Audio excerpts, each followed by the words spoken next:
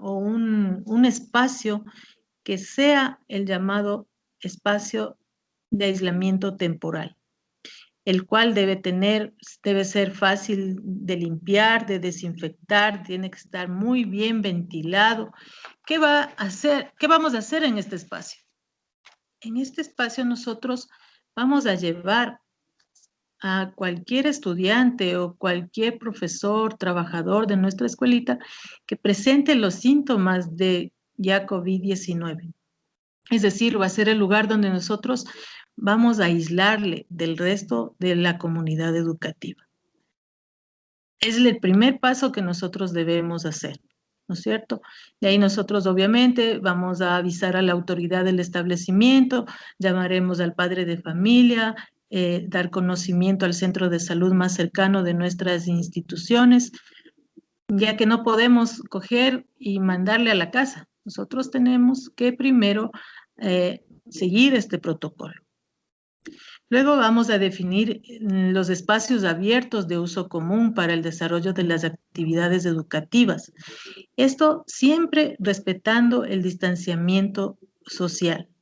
Es decir, vamos a determinar los patios que tiene nuestra escuelita, cuántos niños pueden estar en el patio. Luego podemos nosotros aplicar el distanciamiento social de acuerdo al espacio que tenga nuestra escuela o las condiciones que presente nuestra escuela. Recuerde que lo más ideal es el distanciamiento de 2 metros. Asimismo, dentro de los patios, dentro de los espacios físicos, así como también dentro de las aulas de los niños. Porque si nosotros, por ejemplo, sabemos que la enfermedad, ¿no es cierto?, en muchos casos se presenta asintomática. Y si nosotros no respetamos este distanciamiento y vamos a estar juntos o menos de 1 metro, ¿qué va a pasar? Va a contagiar al resto. Esto tiene que estar sumamente claro. ¿Cómo vamos a hacer la entrada y la salida? Debe estar debidamente señalizada, aplicando la unidireccionalidad, es decir, se debe entrar en un solo sentido y salir en el otro. Se debe analizar la infraestructura de la unidad educativa, saber por dónde va a entrar el estudiante, por qué puerta va a entrar, asimismo por qué puerta va a salir. Y esto debe estar bien señalizado. También nosotros debemos socializar sobre las medidas de higiene y señaléticas como el uso de la mascarilla, el lavado de manos, la desinfección de manos. Si bien es cierto, muchas escuelas no tienen el presupuesto para implementar esta señalética, pero podemos darnos modos, ¿no es cierto? Podemos pintar, podemos imprimir hojas, podemos plastificar. Lo importante es que dentro de la institución esté todas estas señaléticas y sobre todo saber qué significan, ¿verdad? Y deben estar colocados en sitios estratégicos, fáciles de observar. Por ejemplo, sobre el lavamanos, ¿sí? Podemos poner toda la secuencia de lavado de manos. También debemos socializar las medidas de higiene y desinfección en el manejo y manipulación de alimentos por parte de los estudiantes, cumpliendo las medidas de autocuidado e higiene. Recuerde que está prohibido por el momento la apertura de los bares escolares para evitar asimismo la aglomeración de los niños el momento que va a comprar su lunch y más que todo por la manipulación del dinero. Recuerde cuánto se quedaba el virus en las superficies, ¿verdad? Entonces esto va a hacer que evitemos el contagio. Por eso es mejor indicar al padre de familia que debe enviar el refrigerio a su niño. ¿Sí? Cada uno debe tener su lunch para evitar de esta manera la manipulación de los alimentos. También hay que recordar que primero hay que desinfectar, primero hay que lavarse las manitos, ¿no es cierto? Luego de ingerir los alimentos debe desecharse correctamente los residuos en los tachos de basura indicados. Todos estos cuidados debemos tener. De acuerdo también a los recursos de cada institución y en coordinación con los padres de familia en lo posible, adquirir dispensadores de pedal, es lo que se está indicando en estos momentos, es decir, para evitar tener ese contagio de las manitos cada vez que nosotros aplastemos o topemos el dispensador de gel. Entonces, con el de pedal no tenemos ese peligro. Se debe socializar y concientizar a toda la comunidad educativa sobre los procesos de desinfección, ¿sí? Los procesos de aseo, el uso adecuado de los servicios higiénicos. Podemos nosotros nombrar comisiones para la limpieza y la desinfección de lavamanos, de baterías sanitarias, de las aulas.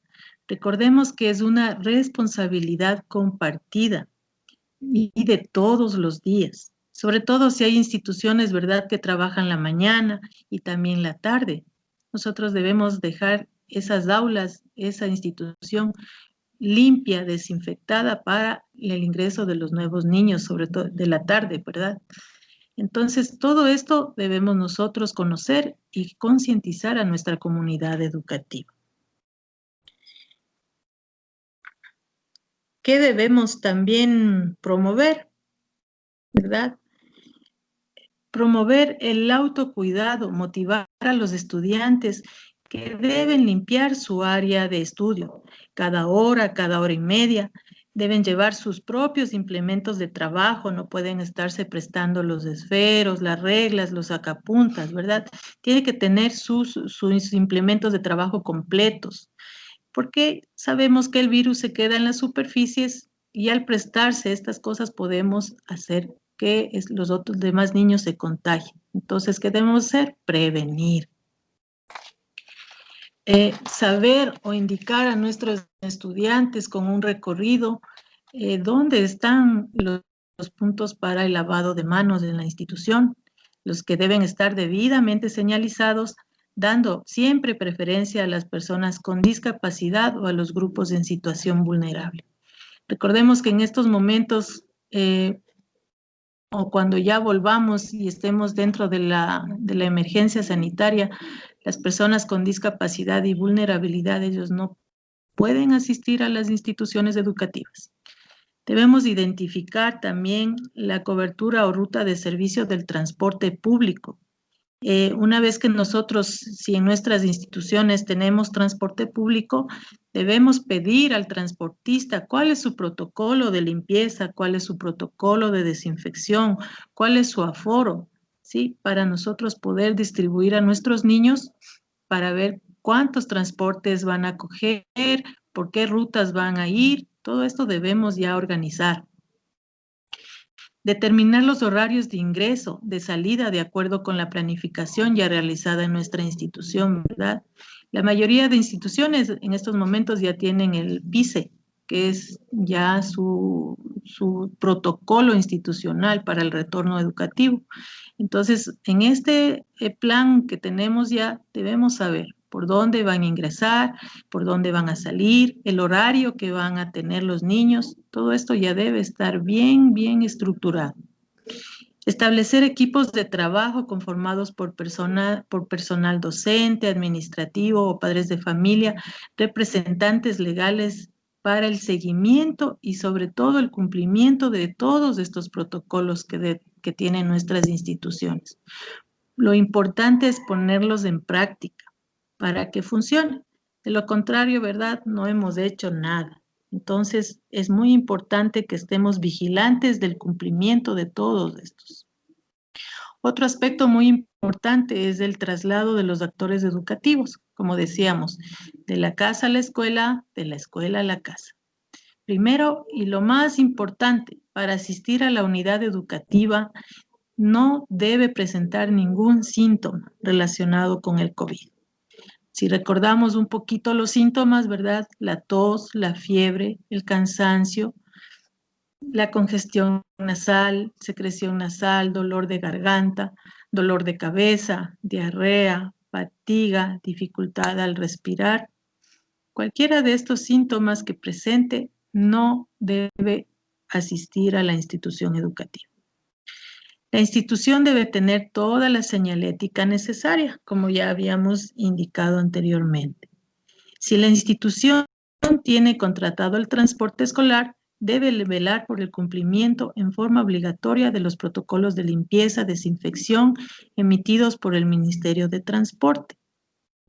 Si cualquier actor de la comunidad educativa se traslada en vehículo particular o público, deberá cumplir con todas las normas de prevención y autocuidado.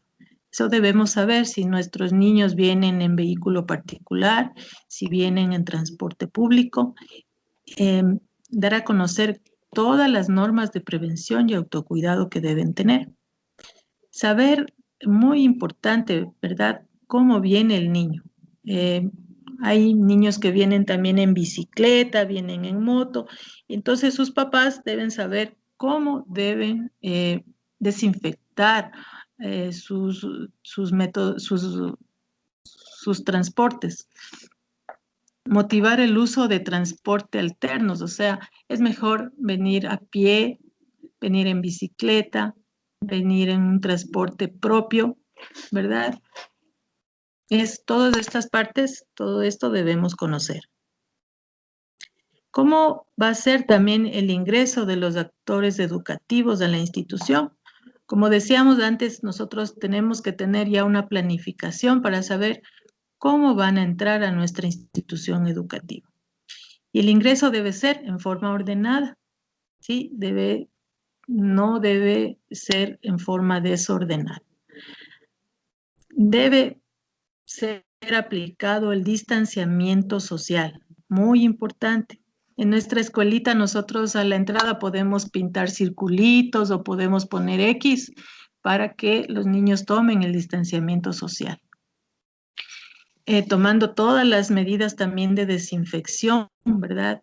Al entrar nosotros, ¿qué tenemos que hacer primero? Desinfectar nuestro calzado, la toma de la temperatura, considerar como alerta una temperatura sobre los 37.5 grados. Vigilar el uso de la mascarilla. Recuerde que es obligatorio. Se recomienda también que el niño traiga una mascarilla de repuesto por si se le rompe, por si se le moja, ¿verdad? Entonces, siempre es una buena recomendación. Se priorizará la entrada de personas con discapacidad o vulnerabilidad, que por los momentos habíamos dicho que ellos no van a asistir a la unidad educativa. Se debe realizar el lavado de manos entre 20 y 40 segundos, por lo menos, o el uso de alcohol gel en la entrada. Podemos nosotros designar una persona que está en la entrada a la institución, verificando la temperatura o colocando el alcohol o el gel. El actor educativo no podrá salir en forma reiterada de la institución. Es decir, una vez que entramos, ya nos quedamos en nuestra institución. Solamente podemos salir si ya es un caso de emergencia o esté debidamente justificado. El acceso de personas externas como los proveedores y personas ajenas a la institución debe ser restringido y siguiendo los protocolos de bioseguridad de la institución educativa. Deben tener horarios para ingresar a nuestra institución y con todas las normas asimismo de desinfección. Se fomentará la participación del estudiante para la limpieza y desinfección de su área de trabajo. Es muy importante que el niño sepa que al iniciar nuestro trabajo debe desinfectar su escritorio, su sillita, y al finalizar la actividad también debe desinfectar su lugar de trabajo o ayudarnos a desinfectar nuestras aulas también. Es una buena opción, pero debe estar todo desinfectado. ¿Cómo va a ser la salida de los actores educativos? Planificar los horarios de salida y, como habíamos dicho, también los de entrada, con el fin de evitar la aglomeración en el momento de la salida. Debe ser ordenado, debe respetar el distanciamiento. Priorizar la salida de los estudiantes con discapacidad y en situaciones de vulnerabilidad, aunque en estos momentos ya sabemos que no van a ir, pero ya cuando estemos en forma presencial debemos priorizarlos. Deben salir con su mascarilla. Previamente debemos nosotros hacerles el lavado de manos dentro de la institución. El personal docente debe reiterar la importancia del lavado de manos, del uso correcto de mascarillas todos los días, del distanciamiento social. El aseo es muy importante, tanto en la educación educativa, para hacer esto un hábito ya en nuestros niños, en nuestros docentes, en nuestros trabajadores. Saber que debe colocarse bien la mascarilla, lavarse las manos, mantener su distanciamiento social. También ya el protocolo para el autocuidado e higiene, ¿verdad? Todas las instituciones deben aplicar el protocolo para el autocuidado e higiene, indispensable para el regreso progresivo de los actores educativos. Debemos insistir todos los días con nuestros niños, con nuestras niñas, con nuestros padres de familia en estos protocolos. La importancia del aseo, la desinfección de la institución, así como de nuestros hogares también, de cada uno de los actores educativos. Respetar el distanciamiento, ¿sí?, dentro de la institución educativa. Es importante por esto la señalética en la institución. También muy importante tomar en cuenta todo el protocolo que tiene nuestro transporte escolar. Recuerden que todos estos protocolos lo que va a hacer es evitar el contagio y sobre todo va a cuidar nuestra salud dentro de la institución educativa. Ahora bien, el COVID-19 es una enfermedad producida por un virus, ¿verdad? Los síntomas más frecuentes ya habíamos visto, que es la fiebre, la tos seca, la asfixia. Otros síntomas que se presentan también son la disminución del olfato, del gusto. Se puede presentar escalofríos, dolor de garganta, dolor de cabeza, debilidad, dolor muscular, diarrea, vómito. ¿Qué debemos de hacer nosotros ya en nuestra institución educativa si presenta alguien estos síntomas? Si es un estudiante, ¿sí?, que presenta estos síntomas dentro de ya de nuestra institución educativa, ¿qué debemos hacer? Primerito, llevarle al lugar que se había designado como aislamiento temporal. Recuerdan que lo primero que habíamos que hacer es designar un lugar para que ahí nosotros aislemos a la persona que presenta estos síntomas. Luego debemos informar a nuestra autoridad, contactarnos con el médico asignado por el Ministerio de Educación, ¿sí?, llamar al padre de familia, que al llegar a la institución educativa, el padre de familia se le informará sobre los lineamientos indicados por el médico. Debe firmar también una autorización para realizar el seguimiento durante el tiempo de aislamiento, de ser necesario. ¿Sí? Si estos síntomas se producen en la casa, lo primero, no asistir a la institución educativa. El padre de familia debe informar sobre el estado del niño o de la niña y debe contactarse con el médico asignado a la institución educativa. ¿Qué pasa si es un docente quien presenta estos síntomas? Si presenta en el establecimiento educativo, debemos saber si es un unidocente o bidocente o multidocente. Si se presenta en unidocente o bidocente, lo primero es suspender las clases. Se contactará con el médico asignado a la institución o con el centro de salud más cercano a la institución. Se contactará con los padres de familia o representantes legales de los niños para que retiren a sus niños y a sus niñas. Esperará desde un lugar alejado el docente hasta que los estudiantes sean retirados totalmente de las instituciones. Si hablamos ya de multidocentes, primeramente se contactará con el médico, se dirigirá al espacio de aislamiento temporal, informará a la autoridad o al director o al rector para que se siga los lineamientos o los protocolos que tiene la institución, ¿verdad? El equipo de salud siempre debe realizar el seguimiento de los casos reportados hasta de COVID-19 hasta su alta, es decir, hasta que presente un certificado de estar negativo. Y así poder decidir si regresa a la institución educativa o no regresa. Si el caso es grave ya, ¿no es cierto?, si presenta ya una dificultad respiratoria, si ya hay presión en el pecho, hay mucho dolor abdominal, lo más conveniente es llamar al 911. Son estos lineamientos que tenemos que tomar mucho en cuidado para poder saber reaccionar ante los síntomas si presenta un estudiante o un docente. Recuerde que todas las instituciones educativas deben aplicar el protocolo de autocuidado e higiene. Estará vigente hasta que se declare o se suspenda la emergencia sanitaria producida por esta pandemia del COVID en el Ecuador. Es decir, cuando el COE nacional ya nos diga que superamos la emergencia, entonces se aplicará estos protocolos ya en nuestras escuelas porque ya será la asistencia en forma presencial. Por el momento, yo sé que hay mucha incertidumbre acerca de esta pandemia. No sabemos hasta cuándo durará la emergencia sanitaria. Incluso hoy, con el aparecimiento ya de las vacunas, ya sabemos que en nuestro país ya en enero empezarán a llegar las vacunas.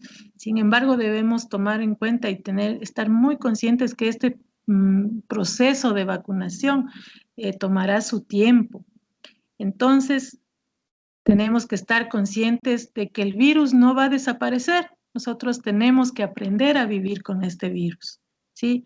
Aprender a vivir con todos los protocolos de aseo, de desinfección, que además de evitar el contagio, ¿qué va a hacer? Va a salvar nuestras vidas. Queridos profes, entonces a tener muy en cuenta todos estos pasos, todos estos protocolos, sobre todo ya en nuestras instituciones educativas, lo que va a evitar el contagio, salvar tanto las vidas de nuestros niños, nuestras niñas, nuestros docentes, nuestros trabajadores, nuestro personal administrativo. Recuerde que la comunidad educativa debe trabajar en conjunto para salvar nuestra vida, está en juego nuestras vidas, eso tenemos que tener siempre, siempre en cuenta. Ha sido un gusto para mí dar esta capacitación y espero que les sirva mucho, mucho en el futuro. A continuación, nosotros vamos a tener una pausa activa como ayer, ¿recuerda? Tuvimos nuestra pausa activa y nos va a ayudar la doctora, el doctor, perdón, Fernando. Doctor, si le tenemos por ahí. ¿Sí me escucha?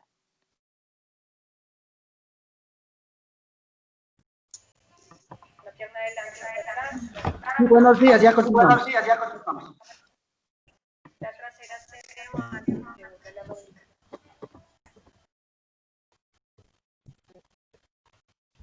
A ver, buenos días. Buenos días. Bueno, vamos a realizar una pausa activa. ¿Sí me escuchan? Sí, mi doctor, sí le escuchamos. Sí, le escuchamos. La pausa activa es muy importante para relajar nuestra musculatura, nuestras articulaciones y todo nuestro cuerpo, para eliminar el estrés en esta época de pandemia o cuando tengamos cualquier otro problema. Vamos a comenzar haciendo ejercicios para nuestro cuellito, para relajar los músculos trapecios, los músculos esternocleidomastoides y toda la musculatura del cuello, ¿no? Primeramente comenzamos, por favor, nuestra cabecita inclinando hacia el lado derecho. Tenemos 5 segundos hacia el lado derecho. 4, 3, 2, 1. Recto la cabecita hacia el lado izquierdo, 5 segundos. 5, 4, 3, 2, 1. Nuevamente al lado derecho. 5, 4, 3, 2, 1. Izquierdo. 5, 4, 3, 2, 1. Luego vamos hacia atrás. 5 segundos. 1, 2, 3, 4, 5. Recto. Hacia adelante, hacia nuestro pecho, inclinamos la cabeza. 1, 2, 3, 4, 5. Luego, nuestra cabecita vamos a girar suavemente, comenzando hacia el lado derecho. 1, 2, 3, 4, 5, 6, 7. Ponemos recto, descansamos. Ahora giramos al lado izquierdo. 1, 2, 3, 4, 5, 6, 7. Por ahí hay unos cuyes que salen. Bueno, ahora vamos a poner nuestras manitos en la oreja, la mano derecha en la oreja izquierda. Y tratamos de presionar un poquito la cabeza. 5 segundos. 1, 2, 3, 4, 5. Ponemos recto. Ahora con la mano izquierda tapamos el pabellón de la oreja izquierda, derecha. 1, 2, 3, 4, 5. Ahora vamos a hacer con nuestras manitos. Cruzamos nuestras manitos atrás del cuello. Y tratamos de presionar los codos un poquito hacia atrás. 7, 6, 5, 4, 3, 2, 1. Aflojamos. Nuevamente, cruzamos nuestras manitos atrás del cuello y llevamos nuestros codos un poquito hacia atrás. 1, 2, 3, 4, 5, 6, 7. Estamos. Ahora lo hacemos de la siguiente manera. Vamos a trabajar con nuestros hombros. Nos ponemos rectos y hacemos los hombros hacia adelante. 1, 2, 3, 4, 5, 6, 7. Ahora hacia atrás. 1, 2, 3, 4, 5, 6, 7. Ahora ponemos nuestras manitos. Ponemos acá adelante. Y tratamos sin desunirlas, alzando un poquito los codos, de bajar un poquito las manos unidas hacia nuestro abdomen. Sostenemos 6 segundos. 1, 2, 3, 4, 5, 6. Aflojamos. Nuevamente. Bajamos hacia nuestro abdomen, alzando los codos un poquito. 1, 2, 3, 4, 5, 6. Hoy vamos a trabajar con nuestras manitos, que generalmente nos molesta, nos duele cuando estamos mucho tiempo con la computadora o utilizamos mucho nuestros deditos.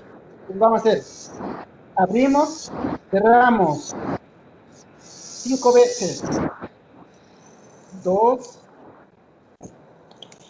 3, 4, 5. Luego, vamos a hacer con nuestros deditos. Topamos el pulgar con el meñique. Luego vamos con el otro dedito.